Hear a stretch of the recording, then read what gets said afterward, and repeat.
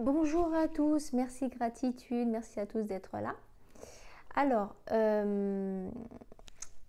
je voulais donc parler dans cette vidéo de toutes les personnes qui sont sorties qui ont cassé les codes et qui ont réussi. En fait, c'est des personnalités qui ont réussi à l'international parce qu'ils ont cassé les codes.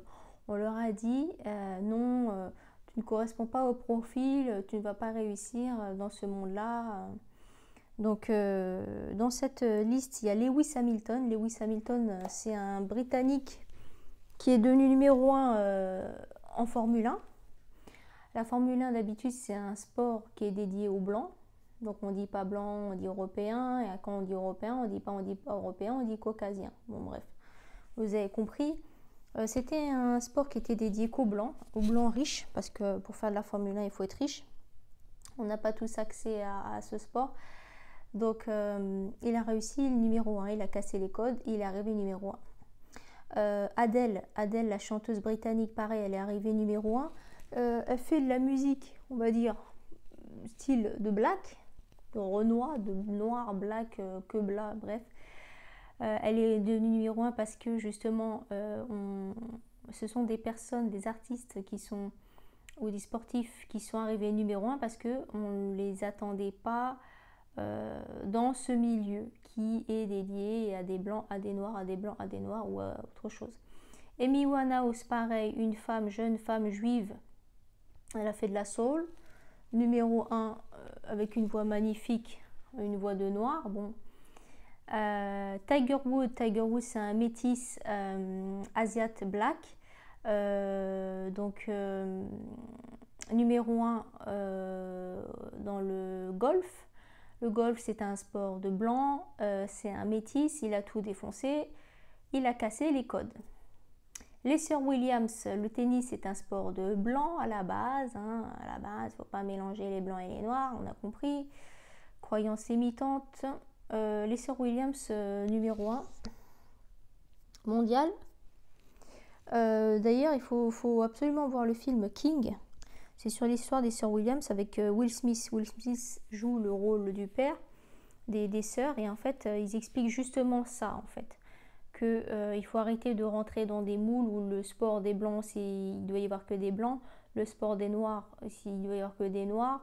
Les chansons de noirs, il faut qu'il y ait que des noirs qui chantent ça. Les chansons de blancs, il faut qu'il y ait que des blancs. Justement, ce film-là qui s'appelle King, c'est le prénom du papa des sœurs Williams. Il est très très bien ce film. Will Smith a eu un Oscar en fait pour son rôle. Tu pleures parce que quand Will Smith il pleure dans un film, tu pleures. On a eu la chance au mois de juillet en Californie d'aller voir. On était juste dans la rue, le portail était fermé, mais bon, on a vu la maison où ils ont tourné le Prince de Bel-Air à Bel-Air, donc le quartier Bel-Air des riches aux États-Unis, où ils ont tourné la super série avec Carlton, Ashley et tout, c'était trop marrant. Merci l'univers pour ce voyage. Donc, les sœurs Williams, dans le film, il explique très bien. Oui, non, tes filles, c'est des noirs. Non, qu'est-ce qu'elles viennent faire là? C'est bizarre d'avoir des noirs dans le tennis. Elles vont pas réussir. Elles sont devenues numéro 1 mondial. Et là, Serena, ça y est, elle vient de. Elle a le truc là. Elle est partie en retraite. Roger Federer aussi, hyper émouvant la scène où Nadal pleure parce qu'il dit que la retraite de Federer c'est une partie de lui-même qui part quoi. Il a l'impression que voilà, c'est comme un grand frère. La photo de Djokovic, Federer et Nadal, c'est juste magnifique et les larmes de Federer, tu vois que le tennis était sa passion et qu'il travaillait avec le cœur, il travaillait en s'amusant. Pharrell Williams, un des producteurs mondial qui a tout démonté aussi. C'est un métis aussi asiat noir. La patineuse artistique Surya Bonali, pareil. Je crois que c'est une africaine, je ne sais plus son origine, qui a été adoptée. Et dans le patinage artistique, normalement, il n'y a que des blancs. Bon, elle était très forte et moi je me souviens de sa carrière et des commentaires qu'il y avait, c'était hyper touchant, hyper émouvant. Barack Obama, pareil, un exemple, premier président noir américain. Et en fait, moi, ce que j'ai retenu de Barack Obama, c'est quand il est parti en Afrique, en fait, qu'il a retrouvé ses racines. Quand il est devenu président, il est parti voir sa famille paternelle. Je ne sais plus de quelle origine il est. Nelson Mandela, pareil. Il y a quelque chose que j'ai retenu de Nelson Mandela, c'est quand il était en prison, en fait, les gardiens blancs, ils lui faisaient la misère, en fait. Ils faisaient la misère, ils l'insultaient, ils le traitaient vraiment comme un esclave, à moins que rien. Et quand Nelson Mandela est devenu président, il mangeait à une table et donc il était respecté, bien sûr, etc.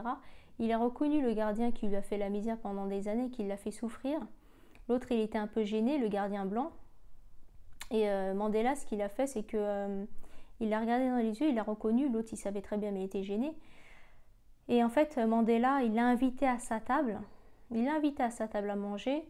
Et l'autre, il était gêné, il ne le regardait pas dans les yeux et tout. Et Mandela, il lui a dit je te pardonne pour ce que tu m'as fait. Et pour te prouver que je te pardonne, je t'invite à manger à ma table. Donc, mange et fais comme chez toi, quoi. Donc, voilà, c'est la preuve qu'on soit blanc, noir, arabe, juif, jaune, rouge, vert, tout ce qu'on veut, le plus important, c'est de casser les codes, sortir du système, ne pas rester dans les croyances limitantes en disant que toi t'es noir, tu dois être là, c'est ta place, toi t'es blanc, t'es là, toi t'es moitié jaune, moitié noir, t'es à ta place, c'est ça. Non, non, non, non, non, non, on arrête ça, on arrête les croyances limitantes, on arrête de se tirer une balle dans le pied, de se mettre soi-même des bâtons dans les roues, c'est pas ça, c'est le cœur, voilà. T'es passionné, tu aimes ce que tu fais, bah va jusqu'au bout, quoi. N'écoute pas, si tu entends ce n'est pas possible, en fait, toi dans ta tête, tes oreilles vont entendre ça, toi dans ta tête, tu vas te dire c'est possible. Pourquoi? Parce que les personnes avec qui tu vas parler, c'est pour ça que vivons cachés, vivons heureux, que ce soit pro ou perso, ne jamais trop raconter sa vie et ses projets, parce que les autres, ils vont te transmettre leur peur et leur crainte. Quand ils vont dire oh non, non, tu peux pas, tu vas jamais réussir, mais attends, mais le tennis, c'est pour les blancs. Mais si les sœurs Williams et si King, le père, n'avait pas poussé les portes et cassé les codes de ça, mais on n'aurait jamais connu les sœurs Williams. Je sais pas. Pareil pour tout, Lewis Hamilton, pour tout, pour Tiger Woods, pour tout ça. S'ils avaient écouté la peur et s'ils n'étaient pas sortis de leur zone de confort, s'ils n'avaient pas combattu leur mental, qui les tire vers le bas, le mental, c'est, il nous ment, mental, voilà, c'est pas plus clair, ça peut pas être plus clair. Donc si tu ne sors pas de ta zone de confort, si tu ne vas pas jusqu'au bout de tes rêves et de tes passions, si tu ne suis pas ton âme et ton cœur, bah, tu n'iras jamais nulle part et tu resteras comme tout le monde, un numéro de sécu et un pion, un mouton. Et tu ne deviendras pas un exemple parmi l'exception. Tu ne feras pas partie des exceptions, l'exception à la règle. Voilà, pourquoi la règle? Parce que moule, bouton, voilà. C'est quoi la définition de l'univers? On coupe le mot univers. Uni, ça veut dire un, puisqu'on est tous un. On est tous des frères et sœurs. Unité, ensemble, un, uni. Vers quoi? Vers la bonne direction, vers la lumière, vers uni. À partir du moment où on est unis, on va tous vers la même direction. On va tous ensemble, main dans la main, vers le bonheur, vers la bonne voie. Donc ça, c'est l'univers. Pourquoi je dis tout le temps l'univers, merci l'univers, tout ça? Parce que comme on ne fait partie d'aucune religion, appartenance, on fait partie d'aucun parti politique, on ne fait partie d'aucune religion, on ne fait partie d'aucune d'aucune croyance limitante. On ne fait partie d'aucun groupe, clan, gilet jaune, vax, anti-vax, je sais pas, on fait partie d'aucun groupe en fait, parce qu'on est tous ensemble, on est tous unis. Donc c'est pour ça qu'on dit l'univers. Merci l'univers, parce que l'univers c'est tout, ça englobe tout. C'est-à-dire qu'on remercie l'univers, on remercie l'immensité des choses, donc des choses non palpables comme la terre, Mère Gaïa, notre Père, le ciel. On remercie tout ce qu'on ne voit pas en fait. Pourquoi les religions, ils ont besoin de mettre un Dieu, Jésus-Christ, et tous les autres dieux? C'est parce qu'en fait, les religions ont été inventées parce que l'être humain terrestre a besoin d'être rassuré. Il a besoin de croire en quelqu'un. Il faut mettre un visage ou un nom pour se dire qu'on parle à quelqu'un, on s'adresse à quelqu'un. Mais nous, dans la spiritualité, on n'a pas besoin de quelqu'un de physique à identifier. On n'a pas besoin, parce qu'on fait confiance. C'est pour ça que je dis l'univers. L'univers est grand. Il n'y a pas plus grand que l'univers finalement. C'est comme le symbole de l'infini. Il n'y a rien après. C'est pareil en fait. Donc l'univers, ça englobe tout. Ça englobe la source. Ça englobe Terre, Mère Gaïa, le ciel. Ça englobe tout. Mes guides. Ça englobe... On remercie tout le monde quoi. On fait un package et on met tout le monde... Voilà pourquoi. Quand on est en état de méditation, pour ceux qui pratiquent une religion, en fait, quand tu te mets en méditation, ce qui permet de mettre ton mental de côté, c'est comme quand tu pries. Quand tu pries, qu'est-ce que tu fais? Tu ne fais que ça. Tu n'es pas sur Facebook ou en même temps, ou tu n'as pas ton portable. Quand tu pries, quelle que soit la religion, quand tu pries, tu sais quoi? C'est quand ton âme parle à ton Dieu. Donc pour toi qui es religieux, Dieu est au-dessus de tout. Tu le respectes avant tout. Tu vis pour Dieu, tu aimes Dieu, tu sers ton Dieu, pour toi Dieu c'est tout.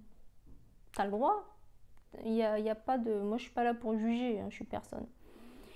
Donc c'est juste une comparaison pour dire que quand on est en période de méditation, en moment de méditation, et ben c'est pour comparer que c'est comme quand toi tu pries.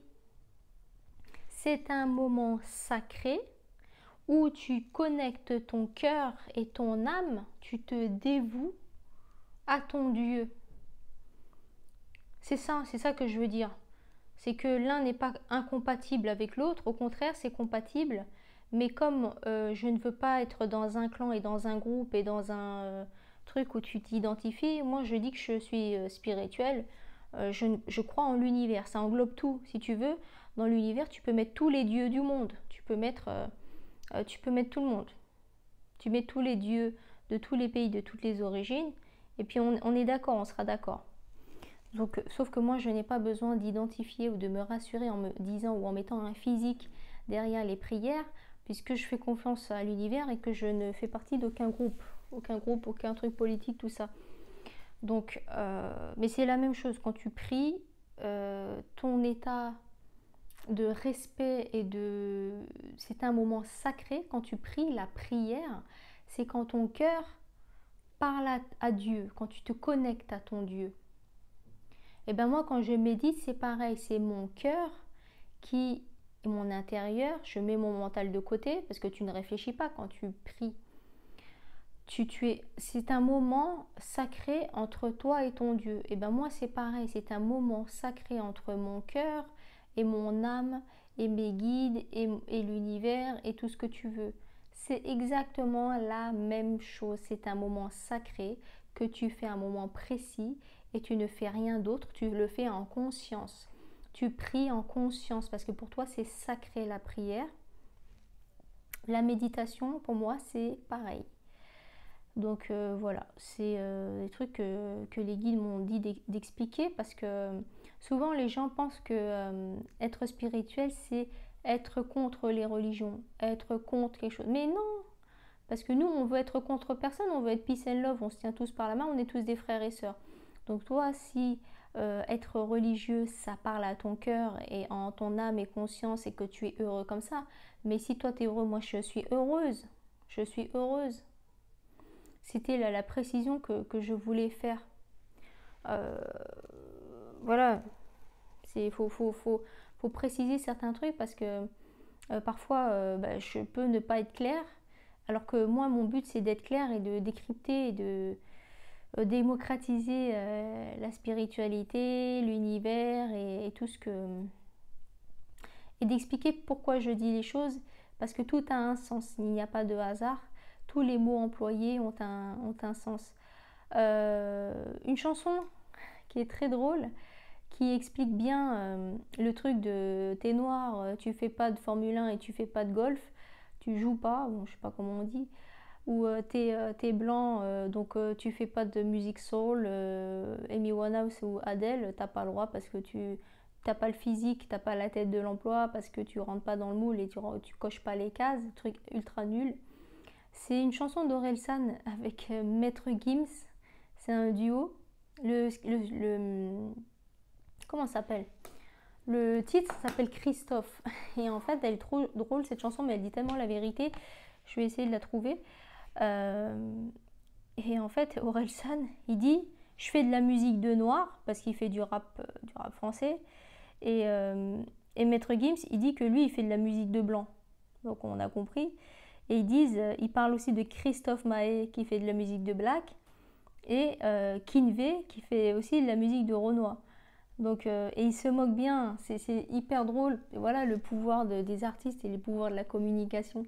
Parce que cette chanson-là, elle veut tout dire, elle balance tout, elle dit la vérité. Et justement, merci à ces personnes-là, comme Lewis Hamilton, Tiger Woods, Pharrell Williams, Barack Obama, Nelson Mandela, Surya Bonali, tout ça, grosse dédicace. Parce que grâce à eux, ils te prouvent dans tous les milieux, parce que même si tu n'écoutes pas de la musique et que tu regardes du sport, tu vas être touché par ce message si tu es aware et si tu as une ouverture d'esprit.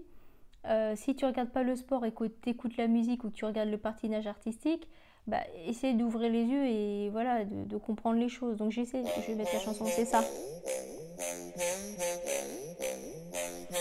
C'est la chanson d'Orelsan. Assalam alaikum, déjà t'as compris que je m'en bats les couilles. Lunettes noires parce que je mate des boules. Je suis déchiré, je sens pas les coups. Un jour j'ai ramené deux meufs, c'était nul. Ça m'a rappelé que j'ai du mal avec une. On m'appelle Necfeu quand on me croise dans la rue. Avant j'étais bizarre, maintenant j'assume. J'aime que les mangas, et les films de Van Damme, Je prends pas de bouteille en boîte, à Carrefour c'est 20 balles. J'aurais pu sauver la vieille France, aider la patrie de mon enfance, donner aux racistes de l'espoir, mais je fais de la musique de noir. Christophe Maé, Kinvey. Christophe Maé, Kinvey. Christophe Maé, Kinvey. Christophe Maé, Kinvey. Je mets que des t-shirts de geek. Japan Expo c'est la Fashion Week. Tous les matins sont des lendemains de cuite. Je suis pas validé par la street. Marion Maréchal me suit sur Twitter. J'aimerais la baiser, briser son petit cœur. J'ai envoyé ma bite et un emoji fleur. Il abuse un peu sur les gros mots. Qui meurt. T'as 10 followers, tu peux les voir en vrai, Il arrive. J'aurais pu sauver la vieille France, aider la patrie de mon enfance, donner aux racistes de l'espoir, mais je fais de la musique de noir. Christophe Maé. Je remets au début et je me suis trompée. Je mets que des Christophe Maé. Il arrive. Christophe Maé, Kinvey. Christophe Maé, Kinvey. Christophe Maé, Kinvey. Christophe Maé, Maître Gims. Lunettes noires, poker face, Voilà. j'pose tapis. Arrêtez de faire chier Bernard Tapie. Tu crames les mêmes pas de danse comme Shaki. J'sais plus quel effet ça fait d'être 3 fois platine. Ouh yeah, j'te taquine. J'suis le pont entre Young Thug et Georges Moustaki. Le noir le plus aimé du central massif. J'comprends toujours pas pourquoi autant de blancs me kiffent. Ah. Bernard Minet, Dory. Eddie Mitchell, Johnny. Christophe Maé, Kinvey. Voilà. Bon, vous avez compris l'idée. Et ils l'ont bien expliqué dans cette chanson. Merci l'univers pour tous ces codes.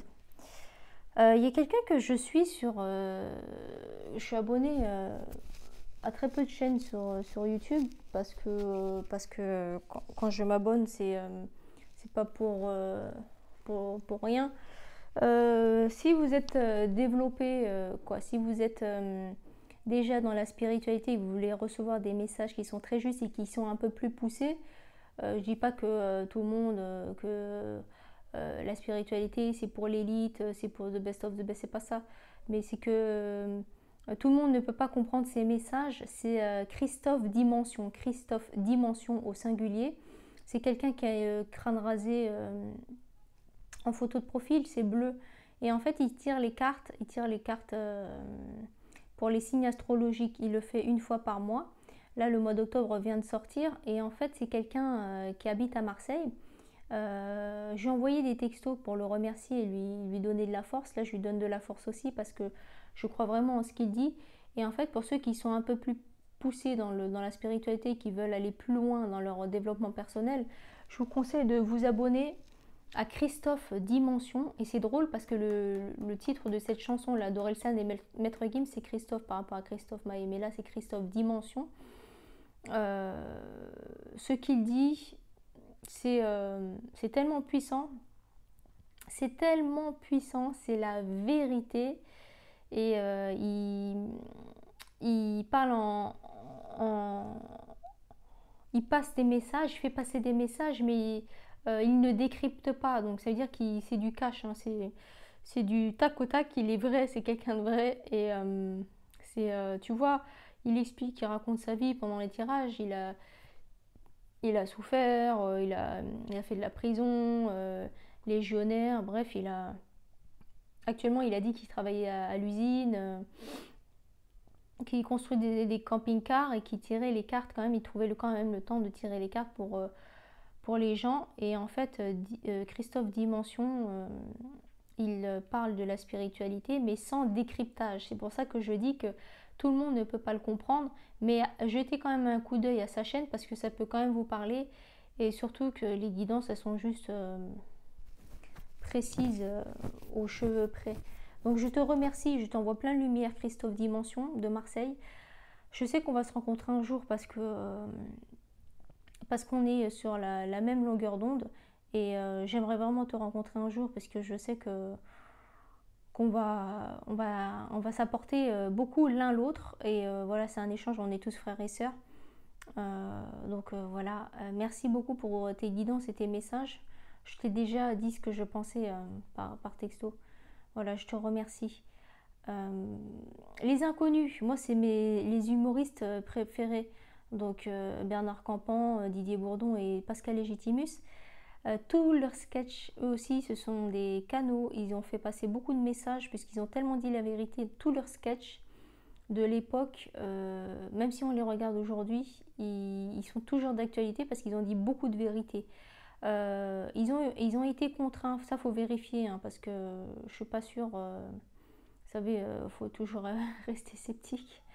Ils ont arrêté de se produire à trois. Moi, j'avais entendu dire que faut vérifier, hein, que comme ils s'étaient embrouillés avec leur manager et qu'ils avaient signé une clause ou quoi, qu'ils étaient interdits de se reproduire à trois, de refaire des productions, des trucs à trois. C'est pour ça qu'après on a vu Bernard Campan et Didier Bourdon tourner des films, ils étaient plus ensemble. Et en fait ça c'est encore l'ombre qui agit, c'est que les inconnus étaient tellement puissants et qu'ils disaient tellement la vérité dans leurs sketchs qu'il a fallu gâcher et arrêter, on va dire. Ils ont mis, voilà, ils ont dû séparer ce trio qui était juste magique parce que ça dérange. Tu sais, on sort du rang, on ne rentre pas dans le moule, donc on dérange. Donc il faut, l'ombre, essayer d'agir pour arrêter ce canal d'information qui dit la vérité. Pareil pour Eli Kaku, que j'adore, c'est aussi quelqu'un, un humoriste que j'adore. Il disait beaucoup la vérité avec humour, avec Madame Sarfati, autodérision sur les juifs. Ouais, vous êtes juif, il le disait tout le temps. Le sketch avec le prof, avec Fortuné Sarfati, la fille, avec... il y a tellement de trucs. Ces spectacles, ils sont juste énormes et il y a beaucoup de vérité dedans. Et comme quoi, il se prenait pas au sérieux puisqu'il n'arrêtait pas de gazer sur les juifs alors que voilà, il se moquait des juifs alors que parce que c'en était un.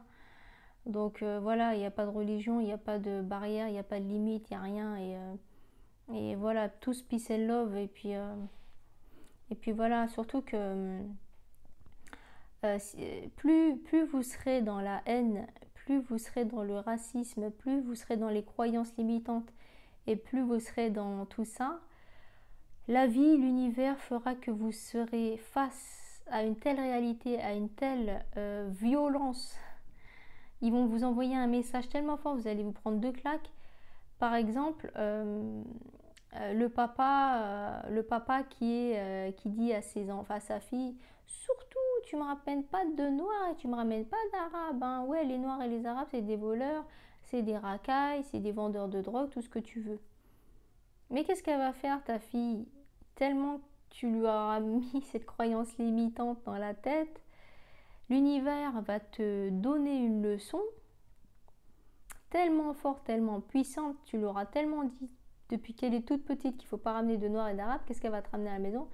Un noir ou un arabe. Donc grosse claque dans la tête pour t'expliquer et expliquer à ton âme d'arrêter les croyances limitantes.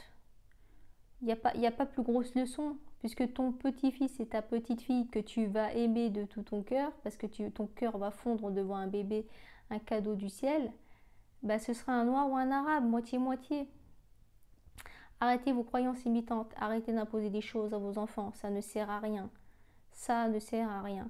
Arrêtez de vouloir les guider, les contrôler, ce ne sont pas des machines, ce ne sont pas des moutons, ce sont des êtres de lumière qu'on doit respecter, respecter leur âme. Donc arrêtez de dire ça à vos enfants. Si vos enfants veulent faire une bêtise, ils feront quand même la bêtise, même dans votre dos, parce qu'ils ont besoin de faire évoluer leur âme, ils ont besoin de vivre des expériences. Autre grosse leçon que vous pouvez vous prendre aussi, avec ces histoires de racisme, de croyances limitantes, j'aime pas les noirs, j'aime pas les arabes, j'aime pas les juifs, ou j'aime pas les asiates, j'aime pas les... bref, t'aimes pas quoi que ce soit, qui, quoi, comment. Le jour, j'espère pas, hein, moi j'espère rien du tout, j'espère juste du peace and love. Le jour où tu auras la personne que tu aimes le plus de monde sur une table d'opération, ton père, ta mère, une personne que tu aimes, ton mari, ta femme, tes enfants sur une table d'opération, et que la personne qui va sauver la vie, qui va sauver le cœur, qui va sauver la vie, celle que tu aimes le plus au monde, celle que tu portes dans ton cœur le plus au monde, cette personne-là qui arrivera à sauver la vie de la personne, l'être cher que tu aimes le plus au monde, si c'est un noir, un arabe ou un juif, qu'est-ce que tu vas dire quand tu vas faire un face-à-face avec le chirurgien ou l'anesthésiste ou n'importe qui aura sauvé la vie de la personne que tu aimes le plus au monde? Tu vas l'insulter? Tu vas lui dire que c'est un voleur? Que c'est un... C'est quoi déjà? Qu'est-ce qu'ils disent sur les noirs et les arabes? Ouais, c'est un voleur, c'est un vendeur de drogue, c'est une racaille. Tu vas lui dire que c'est une racaille? Quand il aura sauvé la vie de ton gosse? Qu'est-ce que tu vas ressentir? Bon, déjà, tu auras un peu honte, je pense, mais tu vas pas le montrer parce que tu as de la fierté. Mais le premier mot que tu vas lui dire, c'est merci. Quelles sont les émotions que tu vas ressentir quand il aura sauvé la vie de quelqu'un que tu aimes le plus au monde? Tu vas dire merci déjà. Tu vas ressentir quoi comme émotion? La reconnaissance et la gratitude. Donc au lieu de passer par la case haine, raciste, énergie sombre, énergie négative qui ne servent absolument à rien, qui sont des croyances limitantes,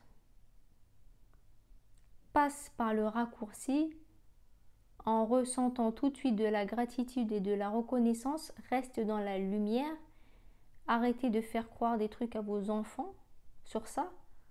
Parce que le jour où tu vas te prendre une grosse claque comme ça, déjà, tu vas te remettre à ta place. Et cette expérience de vie-là va faire évoluer ton âme et va annuler toutes ces croyances limitantes. Donc, ne passe pas par ces croyances limitantes qui ne servent à rien, à part d'être dans le négatif, et la haine nourrit la haine. On n'en a pas besoin. On est tous un, on est tous ensemble, on se tient tous par la main. C'est juste des exemples concrets. Plus ça choque et plus le message passe. Parce que sinon, les gens, il n'y a pas d'impact. Et moi, le but, c'est d'éveiller les consciences. Donc, si tu veux éveiller les consciences, il faut que tu parles un peu. Parce que si tu parles dans le monde des bisounours, bah, il n'y a personne qui t'écoute, quoi. Mais je ne souhaite à personne de vivre des trucs comme ça, des trucs graves, des trucs souffrance, etc. Tout est parfait, juste. Si tu dois passer par la case souffrance pour pouvoir comprendre des messages, et que tout est parfait et juste, parce que l'univers nous fait vivre des choses qui sont juste parfaites et justes au moment où on doit les vivre. Voilà des exemples concrets et un petit peu choquants.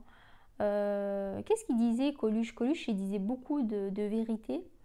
Il disait que s'il allait voter le dimanche, là, je sais pas quoi, les élections présidentielles, législatives, je sais pas, je ne vote pas, je vote plus depuis longtemps. Il disait que si voter, ça servait vraiment à quelque chose, ça ferait longtemps que ce serait interdit. Je répète, si voter, ça servait vraiment à quelque chose, il y avait vraiment un but, il y avait vraiment un impact dans le fait de se mettre à voter, d'agir, d'aller le dimanche voter, oui, non, mettre un nom dans une enveloppe. Si ça servait vraiment à quelque chose, ce serait interdit. Ce serait interdit depuis longtemps. Je voulais juste réfléchir à ça, histoire de faire réfléchir un petit peu. Après, tout le monde pense ce qu'il veut, soyons et restons sceptiques. Tout ce que je dis, peut-être que c'est des croyances limitantes. J'ai pas envie de diffuser ça. Moi, je suis peace and love, il n'y a pas de haine, c'est que du love. C'est que du love, c'est que du love, c'est que du love. Alors, hop. On m'a dit aussi de parler de tout ce qui était croyances limitantes qui tombent, puisque la vérité tombe toujours. La vérité, ce qu'on dit, c'est que le mensonge, il prend l'ascenseur et la vérité prend l'escalier. Ça s'appelle le karma, ça s'appelle la justice divine. La justice divine, c'est celle qui te regarde droit devant, celle à qui tu ne peux pas mentir, tu ne peux pas détourner le regard, et c'est la vérité qui ressort. La justice divine, c'est ça. Même si tu as fait des choses en cachette, même si tu as fait des choses en loose-dé dans le dos de l'autre, même si tu as menti, même si tu as mis des trucs sous le tapis, la justice divine, elle te ressort tout. Elle te ressort ton gros dossier, comme ça, et te déballe tout. Allez, ça. Il y en a qui vont dire que c'est Dieu qui sait tout. Il y en a qui vont dire que c'est le karma. Il y en a d'autres qui vont dire que c'est, je sais pas, la roue tourne, tout ce que tu veux. Donc, ce qui est bien, c'est que ça ressort toujours un jour ou l'autre. Et donc, justement, pourquoi il y a un boom, les magasins de déstockage alimentaire, ils ont beaucoup de succès. Il y a beaucoup j'avais regardé un reportage la dernière fois, c'était un couple qui s'était lancé justement dans le business des magasins de déstockage. Ça veut dire qu'ils rachetaient par exemple tous les produits qui allaient périmer bientôt, les trucs qui n'étaient pas aux normes parce que les Kinder, ils n'étaient pas de la bonne taille, donc ils avaient été fabriqués en Espagne, mais en fait les Espagnols les avaient refusés, donc pour éviter de jeter des grosses palettes de Kinder ou de trucs comme ça, eux en fait ils rachetaient ça, ils rachètent les produits périmés, les céréales, les biscuits, les Princes, les trucs comme ça là. Ils rachètent tout, fromage, tout ce qui est périmé au lieu de jeter. Et en fait, les prix, ils sont à moins 50%, je sais plus, ça dépend de quoi. Des chips, coca, tout ça. Donc c'est magasin simple, hein, il n'y a pas de musique, il n'y a rien. Tout est mis sur les palettes, tu te débrouilles, tu te sers. Donc c'est moins cher que Lidl, Aldi, tout ça. pourquoi il y a le boom de ces trucs-là? Parce que enfin la justice divine fait ressortir des choses qui sont vraies, c'est que les dates limites de consommation, c'est du business. C'est du business, ça veut dire que ce que tu achètes, il y a par exemple à peu près 10 jours d'affichés dessus. Dans 10 jours, c'est périmé. Donc dans 10 jours, ça va te forcer à retourner au supermarché pour acheter les yaourts et les trucs que tu manges d'habitude.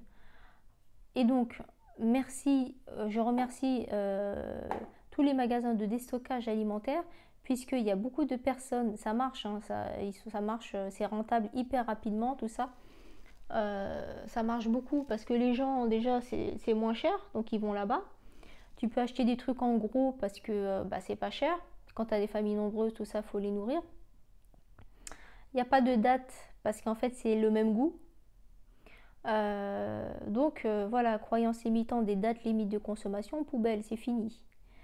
Donc c'est bien parce que ça évite le gaspillage alimentaire et que le gaspillage, c'est quand même...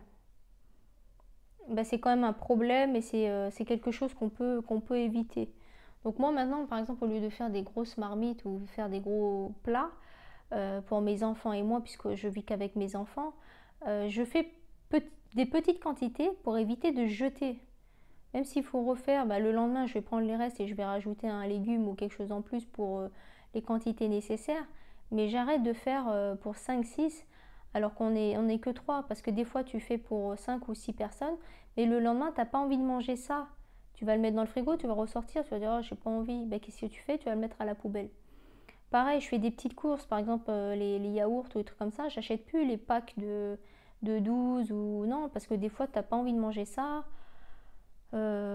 Tes enfants, ils n'ont pas envie de manger ça en ce moment. Qu'est-ce que tu fais? Non.